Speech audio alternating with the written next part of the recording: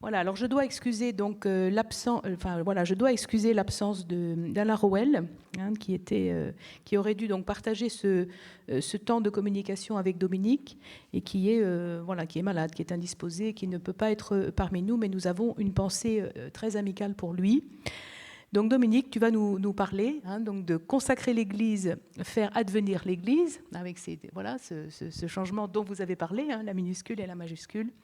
Et donc, ça va nous donner l'occasion de revenir sur les rites de la dédicace, mais voilà, plus spécialement pendant l'époque médiévale. La parole est à toi. Merci beaucoup de cet accueil et merci beaucoup de cette introduction. Donc, après la séquence globale que nous a offert le premier orateur, le second et le troisième, c'est-à-dire moi-même et Alain Roel, par ma propre voix, puisqu'il est malade aujourd'hui, nous voudrions nous concentrer pour la période médiévale. Au fond, j'allais dire, en se dispensant de l'arrière-plan cosmologique large qui vient nous être présenté, mais en nous concentrant sur le rite lui-même, la symbolique dont il est porteur et les interprétations contemporaines. Autrement dit, nous n'allons pas quitter le domaine de l'interprétation, de l'exégèse, mais dans une séquence proprement médiévale.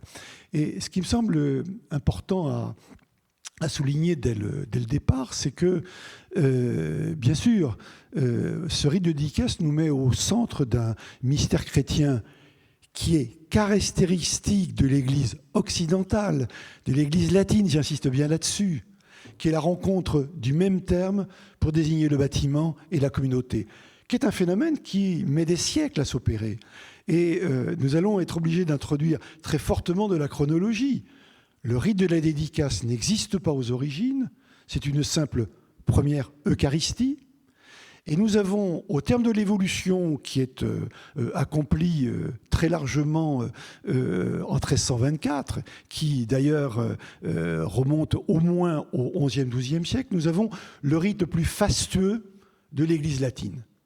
Et entre les deux, s'est opéré un bouleversement, j'allais dire, dans la désignation, qui est que parmi les multiples termes qui désignent le bâtiment, on va en sélectionner un, qui est l'ecclésia, qui se confond avec l'ecclésia, qui est la communauté.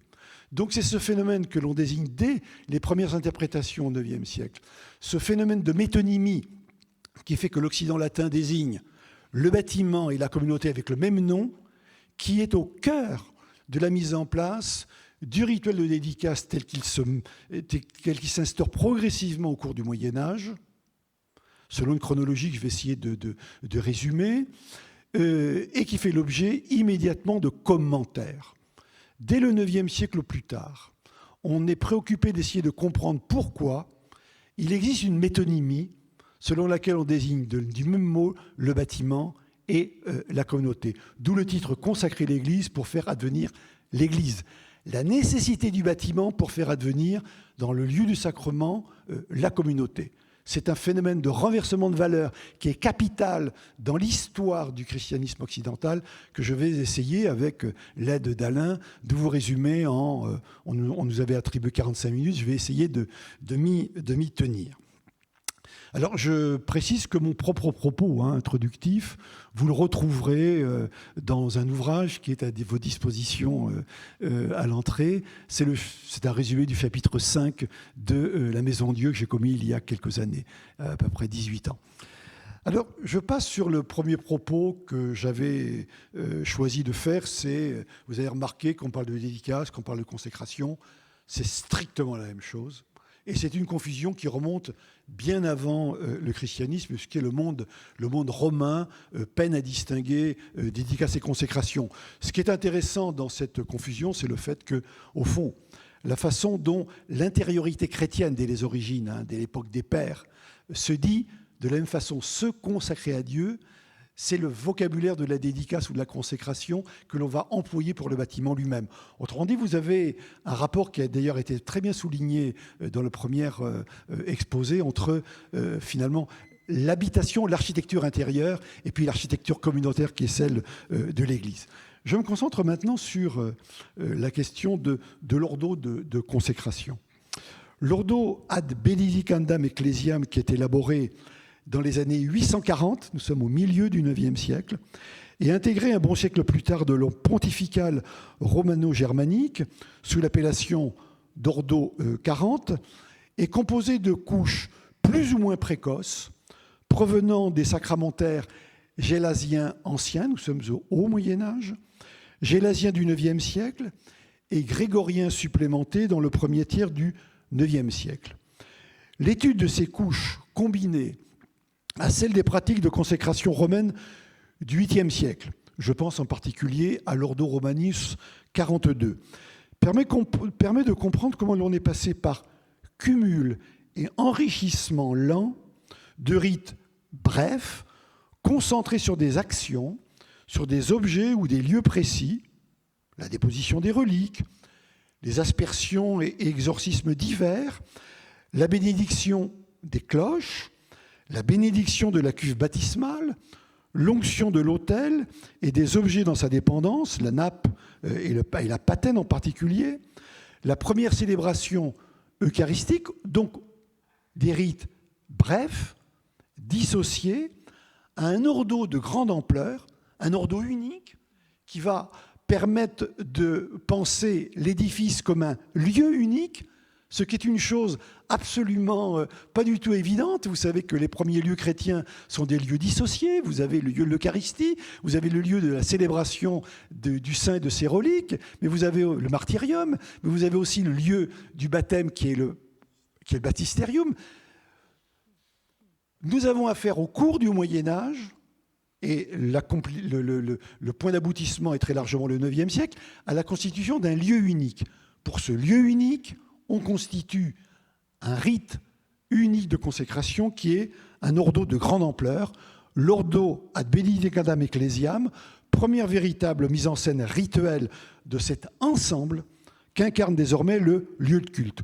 Nous sommes donc au terme d'une lente évolution au milieu du IXe siècle, au temps carolingien, autrement dit. Cette mise en scène comporte 4 étapes principales qui voient les acteurs prendre possession d'un véritable espace ecclésial. C'est un spectacle multisensoriel, aussi remarquable par ce qui est donné à voir, les gestes du célébrant, la procession des clercs et de l'assemblée, qu'à entendre, les formulaires et les chants liturgiques, et à sentir l'encens, le nard, la cinnamone et la myrrhe, dont l'odeur remplit l'Église, rappelant aux fidèles qu'ils sont à la fois des pierres vivantes et la bonne odeur de Dieu que rappelle l'apôtre Paul dans la 2e aux Corinthiens 2, 15. La première partie de la cérémonie se déroule, comme vous le voyez sur le schéma que j'ai fait, se déroule à l'extérieur de l'édifice. Le clergé et le peuple sont assemblés autour de la tente où ont été déposées les reliques. L'évêque commence par un exorcisme et une bénédiction du sel et de l'eau.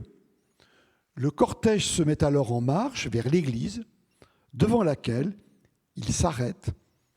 L'évêque et le clergé tournent 3 fois autour de l'édifice et le circuit qui est effectué autour de cette église a une signification dont nous allons essayer de comprendre le sens du point de vue de la saisie d'un espace, aspergeant les murs extérieurs, puis l'évêque se présente devant la porte de l'église et frappe 3 fois, demandant que l'on ouvre au roi de gloire. C'est ce que vous voyez représenté à travers un manuscrit liturgique anglo-normand. Un diacre entre et allume 12 chandeliers. Le deuxième temps du rituel met en scène l'évêque et 3 officiants à l'intérieur de l'église. Uniquement l'évêque et 3 officiants. Donc une ségrégation entre l'assemblée des fidèles et les officiants. Tandis que le reste du cortège donc demeure dehors avec les reliques. D'un angle de l'église à l'autre, l'église inscrit sur le sol, en forme de croix, les alphabets latins et grecs. Il exorcise, bénit et mélange le sel, l'eau et les cendres utilisé pour l'aspersion de l'église. Il bénit et asperge l'autel, les murs intérieurs, puis le centre de l'édifice. Il prépare le mortier nécessaire à la déposition des reliques dans la confessio. Il encense et oint l'autel. Enfin, il bénit l'édifice entier ainsi que les ornements, les vêtements et la vaisselle liturgique. Autant d'éléments que je ne fais que résumer à propos d'un rituel qui vous a déjà été décrit dans une première partie. Troisième temps, l'évêque sort ensuite chercher le cortège demeuré à l'extérieur.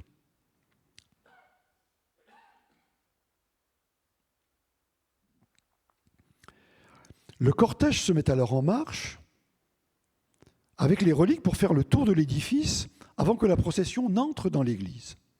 L'évêque fait un prêche, proclamant les noms des saints honorés dans le nouvel édifice, exhortant constructeurs et bienfaiteurs à veiller sur la fondation nouvelle, enjoignant les fidèles à acquitter des dîmes et autres offrandes nécessaires à l'entretien de l'église et de son desservant. C'est un élément très important de cette dédicace ou de cette consécration. Une fois le cortège entré à l'intérieur de l'édifice, l'évêque et les clercs placent les reliques derrière un rideau, à l'abri du regard des fidèles, second temps de ségrégation. L'évêque oint les 4 coins de la confessio, ménagés au centre de l'autel, et il y place les reliques, ainsi que 3 fragments d'hostie et 3 grains d'encens. Cela fait, l'évêque recouvre la confessio d'une tablette qu'il scelle avec du mortier.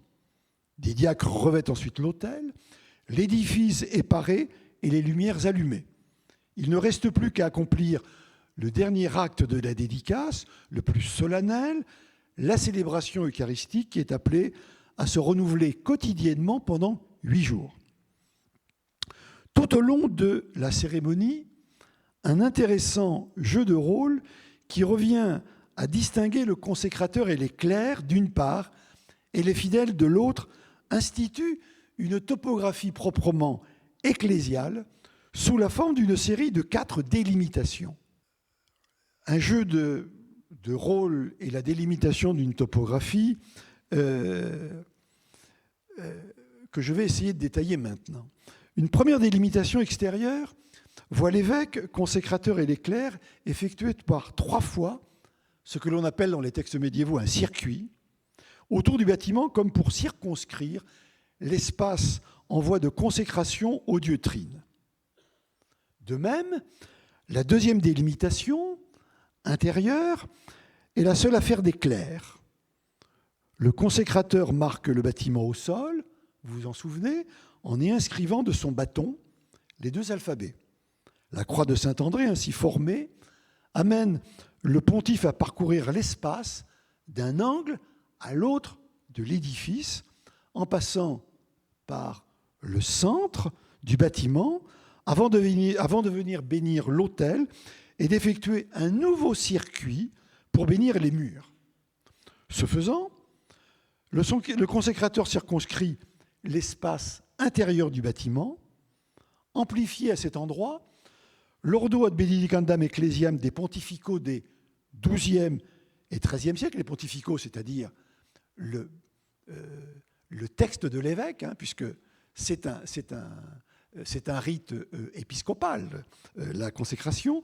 Donc, l'amplification de l'ordo dans les pontificaux des XIIe, XIIIe siècles stipule, lui, de procéder à une triple aspersion des murs, au fondement et à mi-hauteur et un peu plus haut, afin de marquer le volume. Donc, vous voyez, on se préoccupe de délimiter l'espace et on se préoccupe de consacrer un édifice en volume.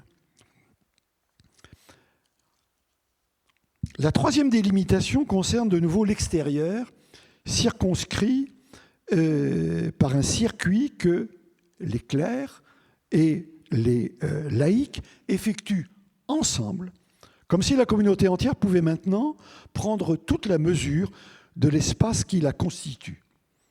La quatrième et dernière délimitation est intérieure.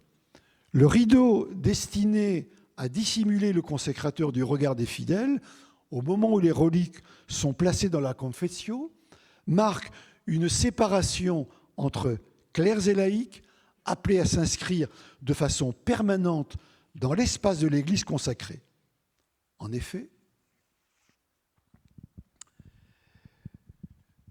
il est difficile de ne pas rapprocher cet épisode du rituel de consécration de la division fonctionnelle du bâtiment ecclésiastique entre espace des fidèles, que consacrent, si l'on peut dire, les représentations de l'Ecclesia Mater à l'époque carolingienne, de l'époque grégorienne, pardon, comme vous le voyez ici même, vous avez au centre de l'Église l'Ecclesia Mater en position sacerdotale et de part et d'autre, divisé dans l'espace, le populus d'un côté et les clercs de l'autre. Le lieu consacré est un lieu qui est divisé fonctionnellement entre les clercs et le peuple chrétien. Il convient par ailleurs de bien mettre en relief le rôle joué par la porte comme lieu des préliminaires. Après y avoir porté 3 coups, l'évêque s'approprie l'espace intérieur qu'il purifie au nom du roi de gloire.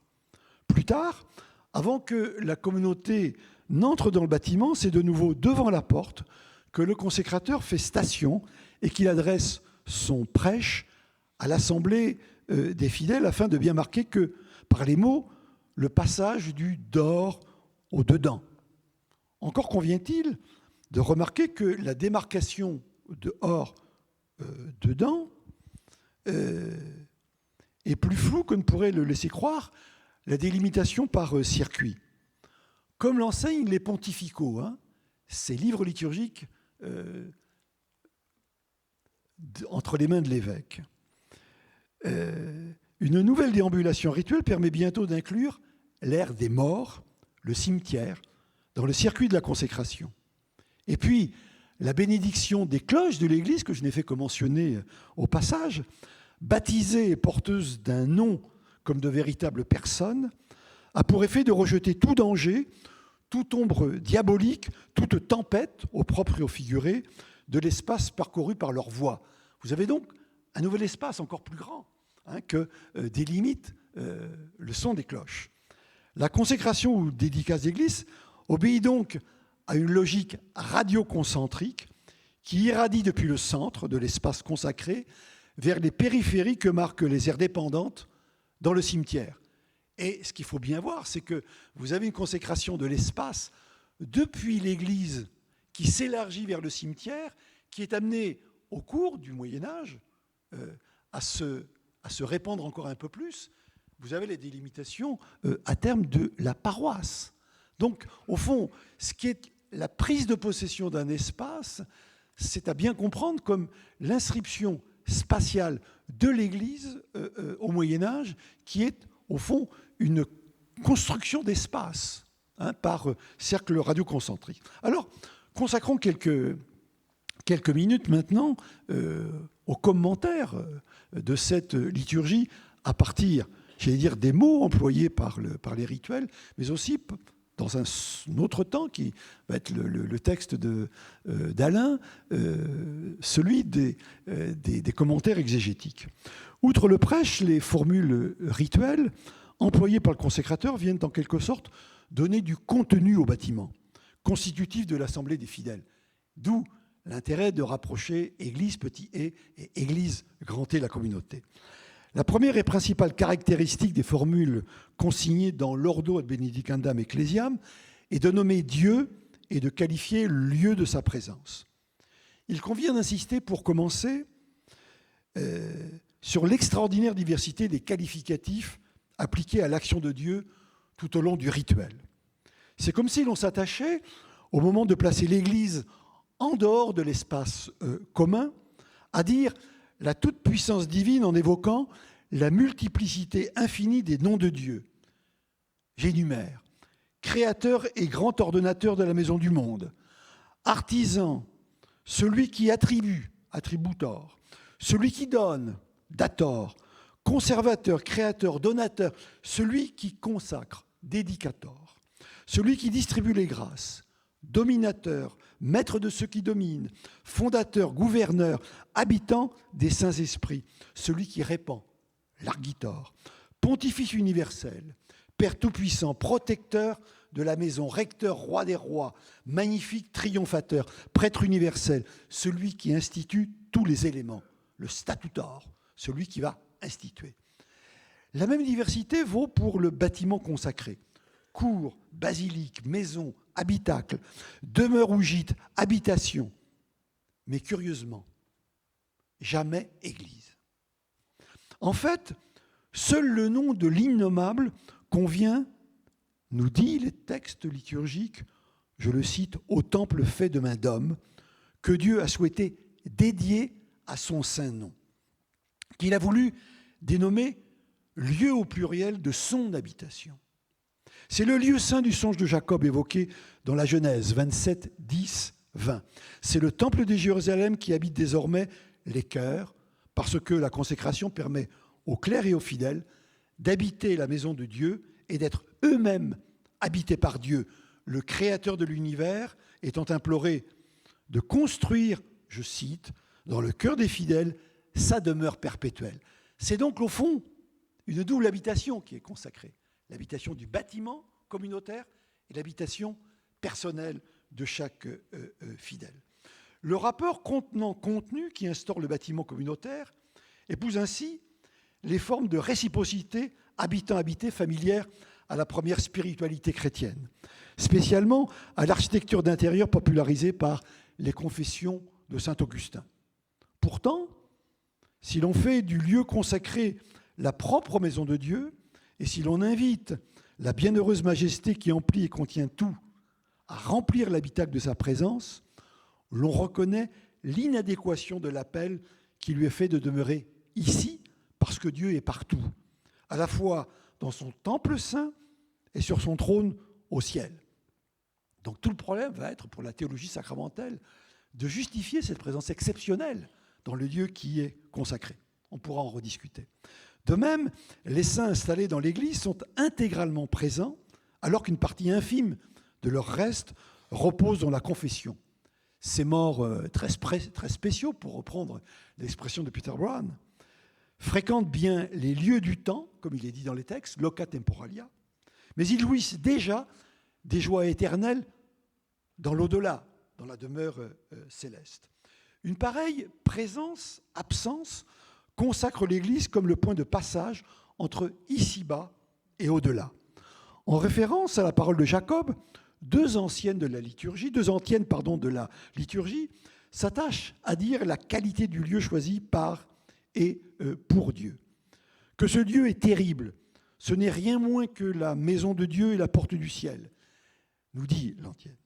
Terrible comme le lieu du changement et de la transformation, du passage des ténèbres diaboliques à la lumière divine, de commutatio liturgique, de conversion et de perfectionnement des personnes, avec la double valence du terme perfectio, achèvement matériel, de la construction et perfection spirituelle de celui qui est donné, qui a mené à bien l'entreprise.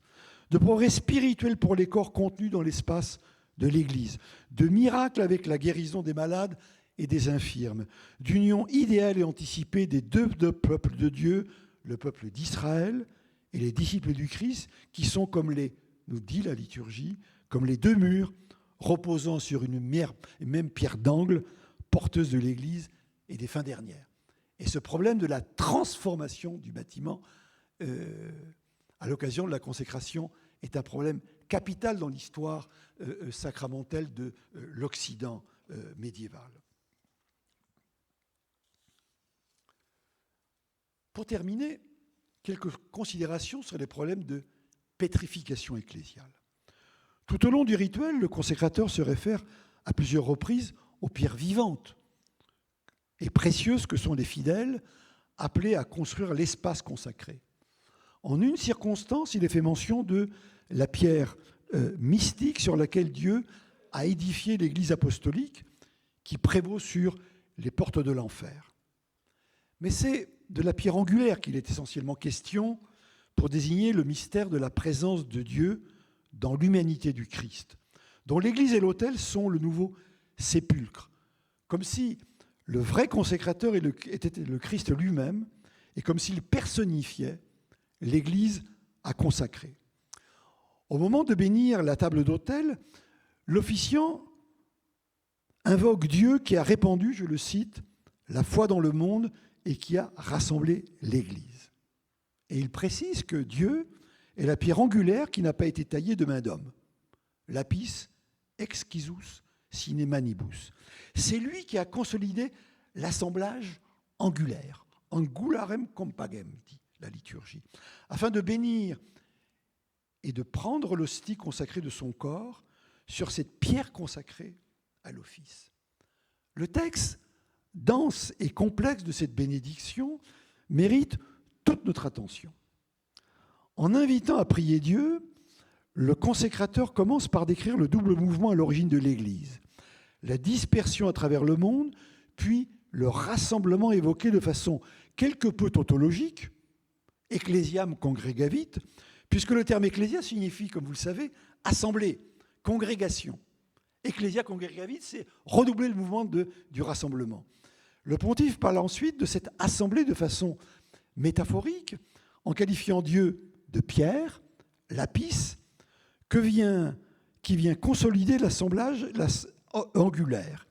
La qualité de la pierre passant de Dieu à l'édifice qui repose sur le Christ, pierre angulaire de l'Église. La caractéristique de cette pierre, incarnation du Dieu fait homme, est justement de ne pas avoir été taillée de main d'homme. Cette formule, pierre non taillée de main d'homme, vient tout droit du livre de Daniel, 2,34. Après la pierre du songe de Jacob, elle-même appelée en contexte chrétien à signifier l'autel, la pierre en question renvoie au songe de Nabuchodonosor, révélé et expliqué par le prophète Daniel. Le roi de Babylone a vu apparaître une statue faite d'un assemblage d'or, la tête, de bronze, le ventre et les cuisses, de fer, jambes, et d'argile, les pieds, matériaux qui préfigurent les royaumes destinés à se succéder pour laisser un jour la place au royaume, le royaume de l'eschatologie chrétienne. La statue du songe est broyée par une pierre qui, nous dit le texte, se détache sans l'aide d'aucune main et qui devient peu à peu une grande montagne emplissant toute la terre. Dans l'exégèse chrétienne, la pierre et le royaume sont assimilés au Christ. L'une au Christ, temple de la chair édifié dans la Vierge sans opération humaine, l'autre à l'Église, née de cette pierre, appelée à croître et à se répandre, un peu à la manière de la dilatation rituelle qui voit la consécration de l'autel et de l'Église gagner à terme l'espace environnant le lieu de culte, spécialement le cimetière dont on a parlé tout à l'heure. Soyons sensibles, enfin, au fait que la pierre divine invoquée par la bénédiction est qualifiée de lapis avant de devenir pétra. Le passage d'un terme à l'autre a pour objet de marquer dans le langage le changement de qualité de la pierre.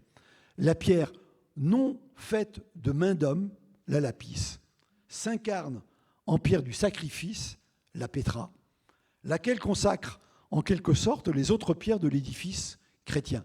Et comme vous le savez, c'est sur cette pierre que le Christ a édifié son Église en désignant la mission qui est confiée à Pierre et aux apôtres. Alors à partir de ces premiers commentaires qui sont implicites dans la liturgie de la consécration, venons-en maintenant aux commentaires médiévaux eux-mêmes, étant entendu que, comme je le disais tout à l'heure, à partir du moment où l'ordo de consécration d'ensemble a été mis en place autour des années 840, avec relativement peu de transformations au cours des siècles qui ont suivi, ce qui suit cet ordre de consécration carolingien, qui vaut pour l'ensemble de la chrétienté unifiée dans le cadre de l'Empire carolingien, entre Rome et Aix-la-Chapelle, si je puis dire. Ensuite, ça va être de l'expliciter, cet ordo, de le commenter pour essayer de comprendre ce qui se passe entre le bâtiment qui a été consacré et puis la communauté qui doit advenir. Et c'est le grand effort de la théologie sacramentelle qui voit son avènement au XIIe et au XIIIe siècle, pour essayer de justifier en doctrine le fait que nous avons là un lieu indépassable pour pouvoir bénir et accomplir les sacrements. Autrement dit, pour reprendre une image qui est familière aux liturgistes de l'époque, il faut rentrer dans le bâtiment pour faire partie de la communauté. D'où les quelques commentaires que Alain a voulu consacrer à cette question, et je lis le texte qu'il nous a préparé. L'Ecclésia médiévale ne se contentait pas de performer ses rites, elle les commentait aussi, et très abondamment, à la fois en direct et dans le cabinet de ses docteurs. Le commentaire direct de la liturgie est assuré par la prédication, tandis que son commentaire indirect était garanti par la production de nombreux traités voués explicitement à ces questions, regardés longtemps avec un certain mépris par les théologiens et les historiens au nom d'un supposé allégorisme identifié à tous les vices de l'esprit. Bon, vous allez remarquer l'humour de mon très cher ami Alain au passage de son texte. On voudrait montrer que cette littérature méconnue est plus riche que ne le laisse espérer de tels jugements, et particulièrement propre à mettre en évidence les lignes de cohérence du système théologico-pastoral. L'expérience pourrait être tentée pour les années où est consacrée la cathédrale de Bourges, mais il faut avouer que les textes souvent très secs et très techniques du début du XIVe siècle font pâle figure face aux prêches raffinés et aux amples traités des siècles précédents. On partira donc ici des sermons et des sommes contemporains de la construction de la cathédrale, fin XIIe, plutôt que de sa dédicace pour tenter de comprendre, à leur lecture, la façon dont les rites de consécration éclairent, aux yeux des acteurs et des témoins de ces rites, la question fondamentale de l'ecclésialité. Et le grand mot a été lâché, ecclésialité. Dans quelle mesure est-ce que l'Église fait Église par quelque chose que l'on peut qualifier d'ecclésial ou ecclésialité? Pour découvrir quel était le discours épiscopal autour de la dédicace, un bon corpus est fourni par 4 sermons prêchés par Guillaume d'Auvergne, maître éminent et évêque de Paris entre 1228 et 1249, récemment édité par Franco Morenzoni. On pourra leur adjoindre, par comparaison, le sermon prêché en 1242 par maître Jacques Pantaléon, doyen de Troyes et futur pape Urbain IV, à l'occasion de la dédicace de l'église des frères mineurs de Laon. Pour Guillaume d'Auvergne, la consécration des églises est un livre où nous pouvons apprendre, dit-il, c'est le terme employé par Guillaume, la science salutaire. Il y a donc une science des rites, mais s'identifie-t-elle à une herméneutique des symboles? Telle est la question. Certes, Guillaume dit quelques mots de l'eau, de l'huile et du luminaire, mais tel n'est pas du tout son objet principal. Par la dédicace visible, affirme-t-il, ce sont ses propres termes, il faut entendre la dédicace invisible des armes. Vous voyez, un jeu des âmes, un jeu sur l'extériorité et l'intériorité. Le temple de Pierre n'a pas pour lui le dernier mot, car il n'est qu'une figure du véritable temple de Dieu qui est, pour lui comme pour tous les auteurs de son temps, cet édifice animé qu'est le chrétien. D'où l'apostrophe adressée à l'auditoire, « Reconnais en toi le temple saint de Dieu, ô chrétien ». Le sermon dans lequel figure cette adresse prend d'ailleurs comme texte la première aux Corinthiens 3, 16, « Templum Dei estis ». Et évidemment, notre grand problème dans la réflexion sur la nécessité du temple matériel, je fais un commentaire là d'Alain, c'est de pouvoir justifier le fait qu'on passe des pierres vivantes des origines aux pierres nécessaires à la réalisation de la communauté, avec tout pouvoir de contestation des milieux hérétiques et jusque les protestants à l'époque de la Réforme. Mais au fond, il n'y a de valable que le temple vivant. Et comment justifier les pierres de cet édifice dont vous nous dites qu'il est nécessaire à la construction de la communauté chrétienne? Je reviens au texte d'Alain. L'identification du fidèle au temple a une dimension positive. L'un comme l'autre ont été marqués du signe de la croix. Et le baptisé peut espérer, in fine, sa pleine consécration à son Créateur par une dédicace spirituelle annoncée dans la finale du 3e sermon de Guillaume, je le cite. « Alors, le Christ lui-même consacrera intérieurement les cœurs, comme il a consacré extérieurement le temple. » Fin de citation. Mais cette perspective génère aussi une solennelle mise en garde à laquelle est consacré tout le sermon précédent, qui a pour texte « Terribilis est locus iste ». Il faut bien se garder ici d'une interprétation hiérophanique à la Héliade. Autrement dit, Alain, comme moi-même, nous ne sommes pas très partisans de ces commentaires de type cosmologique qui nous sortent de toute référence chrétienne pour aller rencontrer le monde babylonien et autres, dont l'idée même était intégralement étrangère aux clercs médiévaux. Le caractère terrible du sanctuaire chrétien ne découle pas d'une sacralité intrinsèque, mais de ce que, dit Guillaume, je le cite, « les yeux de Dieu sont ouverts sur ce lieu jour et nuit ». Ce n'est pas la pureté du lieu qui prime, mais celle de celui qui y pénètre. L'indignité morale étant dans l'Église plus qu'ailleurs une offense à la loi divine.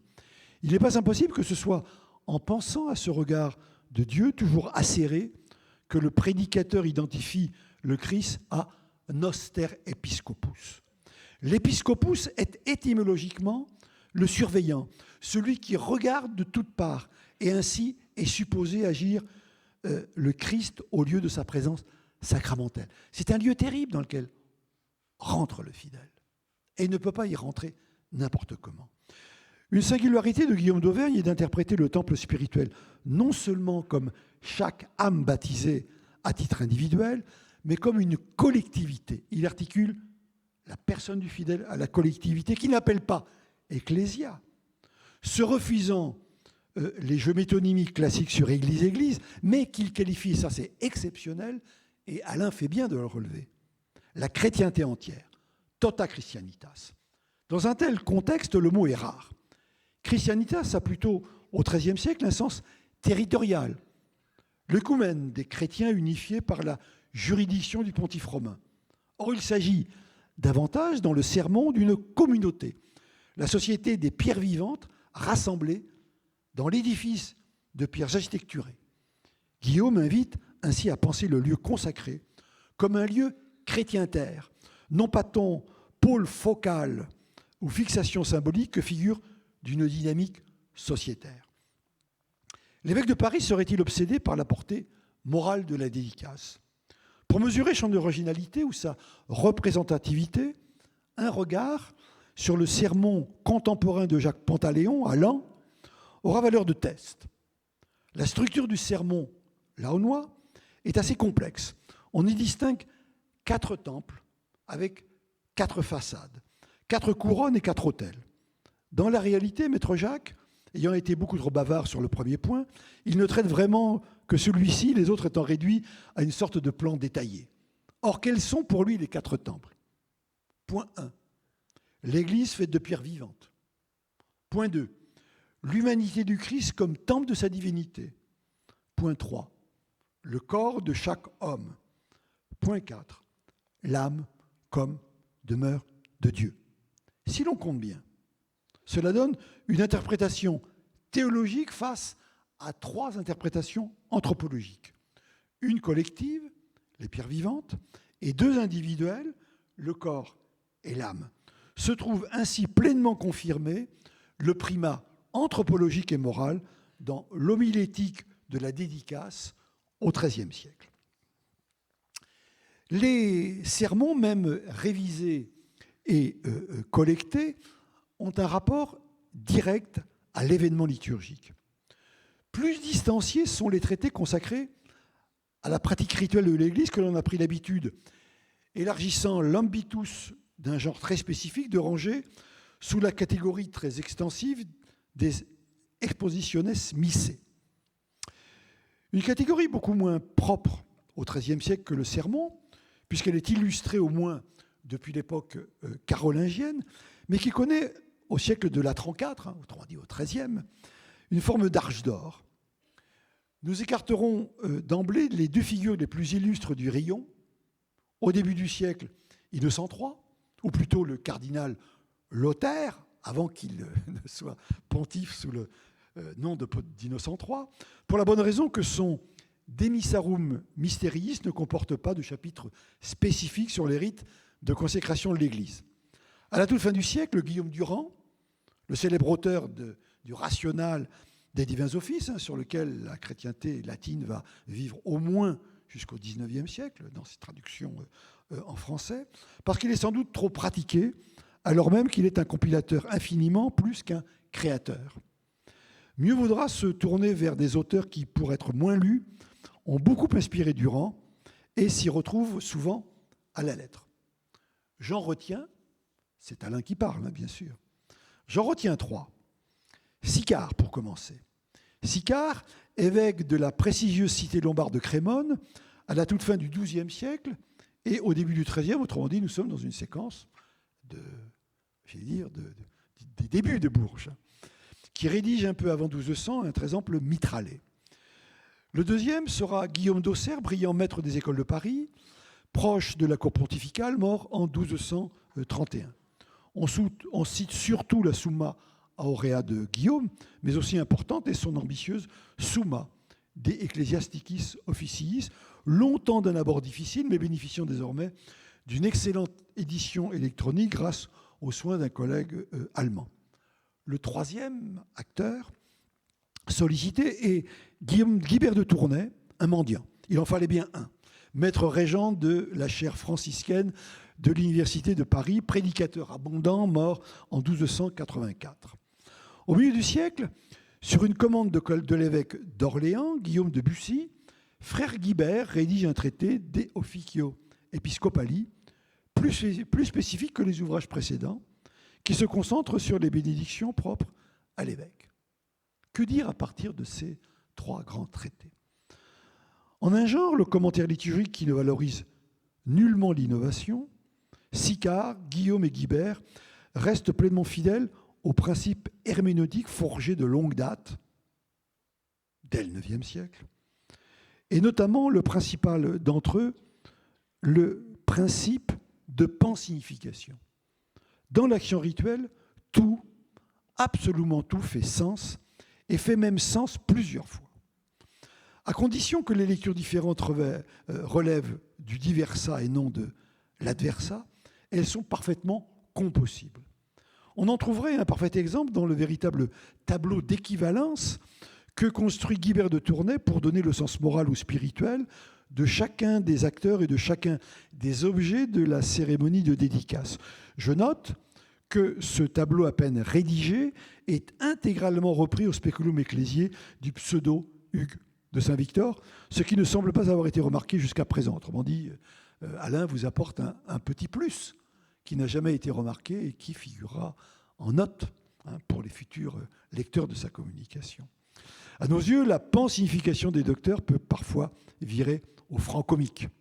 Ainsi, Sicard explique que lorsque l'évêque frappe avec sa crosse sur la porte fermée de l'église, il provoque la fuite du démon. Ce démon est ordinairement représenté, comme vous l'avez compris, par un diacre qui s'enfuit en courant. Mais si, faute de simple diacre, on devait faire jouer le rôle à l'un des archidiacres, la fuite ne serait plus celle d'un démon ordinaire, mais de Lucifer lui-même. Question de dignité, ironise mon ami Alain. Plus sérieusement, les liturgies du XIIIe siècle insistent sur le fait que les rites de la dédicace latine s'inscrivent dans une longue histoire qui a un avant et un après. L'avant est judaïque, avec la vision de l'échelle de Jacob, qui a fourni, comme vous l'avez compris, à la liturgie de la dédicace son impressionnant introïte Terribilis. Puis, la consécration du temple de Salomon, la purification du sanctuaire par les frères Maccabées, et surtout la fête annuelle de la dédicace du temple de Jérusalem, dont la célébration par Jésus lui-même, rappelée en Jean 10, est un puissant argument souvent mobilisé en faveur de l'institution dominicale des rites inauguraux. Mais l'ouverture au culte sanctuaire chrétien oriente aussi vers un après de nature eschatologique. Sicard de Crémone affirme ainsi que le bâtiment de pierre anticipe la Jérusalem nouvelle dans laquelle, je cite, « le peuple adorera le Seigneur pour l'éternité ». Cette note est exactement celle de l'hymne, comme vous nous l'avez rappelé, mon père, Urbs Jerusalem Beata, la plus remarquable des pièces propres de l'office annuel pour l'anniversaire de la dédicace. Parce qu'effectivement, dans le calendrier liturgique, la dédicace a un anniversaire. Et on fête même la personne de l'Église. Mais la personne de l'Église à travers le bâtiment. Ambiguïté, personne, qui est fort intéressante. Probablement de composition carolingienne, ce texte est une longue description de la Jérusalem céleste qui reprend tous les détails généreusement fournis par l'Apocalypse. Il rappelle que placé in medio temporum, le bâtiment architecturé n'est pas seulement récapitulation du passé lévitique, mais aussi annonce d'une éternité impensable sans son lot de murs, de toits et de portes. Reste que la note la plus audible, chez tous les auteurs d'Expositiones, est bien celle de la sacramentalité. Pour le plein XIIIe siècle dont nous parlons, cela semblera à juste titre paradoxal dans la mesure où la délimitation des sacrements au septenaire est à fait acquis depuis le siècle précédent. Mais la dédicace fournit un exemple remarquable, et probablement le plus remarquable de tous, des résistances à la généralisation du septenaire. Un septenaire fait de briques et de brocs, dont les éléments constituants sont de statut pour le moins hétéroclite et dont les recalés font problème. Alain fait allusion au fait que nous obtenons au XIIe siècle, de façon canonique, 7 sacrements, alors qu'on a pensé jusque-là de nombreux autres sacrements. Et que curieusement, effectivement, le rite de dédicace d'Église échappe à la fixation en 7 sacrements. Ce qui pose un problème à la théologie sacramentelle. De toute évidence, les maîtres dont nous lisons les traités ne se résignent pas à la non-sacramentalité de la consécration du lieu de culte. Se situant ainsi dans le droit fil des théologiens antérieurs qui, jusqu'au XIe siècle au moins, avaient reconnu sans peine la sacramentalité des rites de dédicace, tout comme ils consonnent avec les auteurs de l'Église d'Orient, des églises d'Orient rétives jusqu'à l'époque moderne à l'artificialité du septenaire. Sicard n'hésite pas, dès l'abord, à considérer les pratiques d'inauguration qu'il commente un sacrement très exigeant de l'Église, arduum ecclesiae sacramentum. Le principal point de jonction entre dédicace et sacramentalité est la question du baptême. Effectivement, c'est le cœur du problème. Tous les auteurs voient dans les cérémonies solennelles présidées par l'évêque un baptême de l'Église, au sens strict. Guillaume d'Auxerre note ainsi, je le cite, « L'aspersion des murs signifie l'aspersion baptismale, qui est pratiquée au nom de la Trinité. » Fin de citation. Au-delà de la seule infusion d'eau, le mélange d'eau et de sel utilisé pour la fabrication de l'eau grégorienne au moment de l'illustration de l'édifice renvoie donc dans les gloses aux exorcismes qui ouvrent le rite baptismal. Lorsque Sicard discute la possibilité d'asperger l'autel soit 3 fois, soit 7 fois, il justifie la double possibilité par le fait que le baptême peut être envisagé aussi bien comme louange de la Trinité que comme préparation au 7 noms de l'Église. Et Guillaume d'Auxerre va jusqu'à dire que la vêture de l'autel, parée de ses nappes pour la célébration de la messe, après l'onction du crème, est semblable à l'imposition des vêtements blancs aux nouveaux baptisés. Étape par étape, l'identité entre baptême d'homme et baptême de pierre était donc défendue. Au fond, le rite de consécration d'Église est considéré comme le baptême de l'Église qui va permettre la réalisation dans l'Église des autres sacrements. Un rapprochement moins attendu, mais très insistant, concerne le mariage. Sicard pousse très loin le parallèle. Je le cite. « L'Église non consacrée, dit-il, est semblable à une jeune femme promise à un homme, mais non encore dotée, ni unie à lui par le commerce charnel. Après avoir été dotée par la consécration, elle devient la véritable épouse de Jésus-Christ. La violer par un adultère est alors un sacrilège qui la transformerait en lupanar des démons. » Fin de citation. Le glissement de la métaphore nuptiale de filiation paulinienne, si abondamment exploité par les auteurs monastiques, est ici impressionnant. Commentaire d'Alain, très important. Ce n'est ni l'âme, ni l'ecclésia, en qui Sicard voit l'épouse du Christ, mais bien l'Église de Pierre, dont la dédicace représente les noces. La dimension économique de la comparaison est décisive. On a bien compris que la grande affaire ici, c'est celle de la dot. Et la nouvelle Église bénéficie de fait d'une dot sonnante et trébuchante lorsqu'elle reçoit sa part de dîmes et de casuel, avec le prêche de l'évêque qui dit « mais attention, ici, on doit verser des dîmes ». Et la nouvelle, les pontificaux indiquent d'ailleurs souvent qu'avant d'entrer dans l'église avec des reliques, le prélat doit instruire l'assistance groupée à l'extérieur, de decimis et oblationibus. C'est le lieu de vos dons. La portée de cette insistance n'est pas seulement matérielle, mais aussi canonique. L'accomplissement des rites inauguraux a des effets strictement comparables à ceux des verba dei praesenti lors de l'échange public des consentements, dans le mariage, changeant ainsi le statut de l'édifice qu'il avait changé, celui de la jeune fille devenant épouse. De façon plus discrète, un troisième acte sacramentel trouve son équivalence lors de dédicace, il s'agit de la confirmation.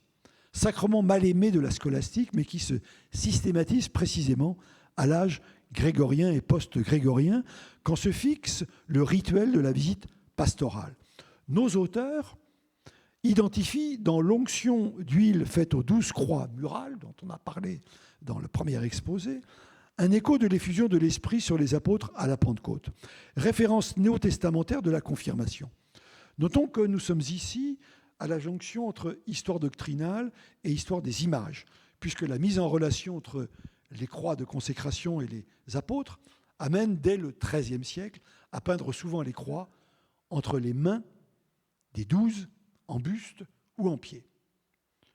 Tout sacrement importe par l'action qu'il exerce sur le sujet qui la reçoit. Nous voici ramenés au sens moral de la dédicace. Dernier commentaire d'Alain, qui avait tant occupé les prédicateurs. Un tel sens n'est certes pas absent dans les expositiones. Un chapitre s'intitule « Moralitaire des Odem » chez Sicard de Crémone, tandis que l'exposition Mystica annoncée par Guibert de Tournai est en fait pour l'essentiel une exposition morale. On notera que chez Guibert, une curieuse restriction. Il introduit la lecture morale au moment où il commente l'entrée des reliques dans l'Église, ce qui lui permet de rabattre son propos sur les membres et les corps saints qui sont de véritables temples animés de Dieu. Les sancti sont ici très clairement les seuls saints canonisés et non l'ensemble du peuple fidèle identifié par la participation au sancta. Un autre cas intéressant d'application du sens moral concerne l'inscription de l'alphabet sur le sol du nouveau sanctuaire, faite à la pointe de la crosse par l'évêque consécrateur. En principe, se croisaient en X les deux alphabets, grec et latin, interprétés par le commun des auteurs comme la connaissance des deux testaments. Ce que manifestaient aussi, selon les glossateurs, les deux fanons de la mitre épiscopale. Cette science, affirme Sicard, doit être inscrite sur le pavement de notre cœur, in pavimento pectoris nostri. Le même Sicard confirme qu'il s'agit bien du latin et du grec, en précisant que l'hébreu n'est pas concerné, quoniam in ecclesia silet, parce qu'on ne doit pas entendre dans l'Église la langue hébraïque. Mais peu après, Guillaume d'Auxerre attend du consécrateur qu'il trace les alphabets hébreux et grecs. Allez vous y retrouver. On ne manquera pas de voir dans ce détail une marque de snobisme universitaire. Le maître connaissant au moins grossièrement le système linguistique du Vieux Testament, alors que la plupart des évêques, a fortiori, nous dit Alain, avec ses formules à l'emporte-pièce, dans les diocèses crottés, peinaient à recopier l'alphabet grec, pourtant écrit en rouge sur une pleine page du pontifical et qu'un clergeon leur tendait pendant la délicate opération. Mais il est probable aussi que Guillaume, soucieux de cohérence, voit dans l'hébreu et le grec une bien meilleure image des deux testaments et qu'il n'hésite pas à faire primer son interprétation au nom de la raison sur la lettre des rites reçus. Alain en termine. Le final de Sicard de Crémone sur la dédicace est d'une particulière solennité. Je le cite. « Notre autel intérieur, embaumons-le de prière, ornons-le de vertu pour que sur lui, nous puissions offrir une victime vivante, agréable à Dieu, étant nous-mêmes à la fois la victime du temple et le temple de Dieu. » Fin de citation. Cette phrase, très dense, mériterait un long commentaire. Retenons simplement que le lieu décisif où Sicard a transporté toute la scène est le cœur du fidèle. Ce cœur qui tiendra aussi une place majeure dans l'exégèse de Guillaume Durand. Nous sommes là dans une forme d'individualisme dévot qui fait entendre une toute autre musique qu'un demi-siècle plus tôt chez le Victorin anonyme du Speculum Ecclesiae, dont Alain nous cite l'expression « C'est l'Ecclesia Catholica elle-même, faite de pierres vivantes, qui est le temple de Dieu. » Donc l'Ecclesia Catholica, de façon globale, c'est-à-dire la communauté des fidèles. Au cœur même de son système rituel, l'Église du tournant pastoral fait ainsi face au carrefour où se sépare la voie ecclésiologique et la voie dévotionnelle, un carrefour où se joueront ses destinées pour les siècles suivants, une voie ecclésiologique qui va être contestée en faveur d'une voie dévotionnelle, c'est mon propre commentaire, qui, dans la spiritualité, voire dans la mystique, va mettre en valeur une intériorité qui va être considérée comme la vraie valeur du rite de Dicasse. Merci beaucoup de votre attention en notre nom à tous les deux.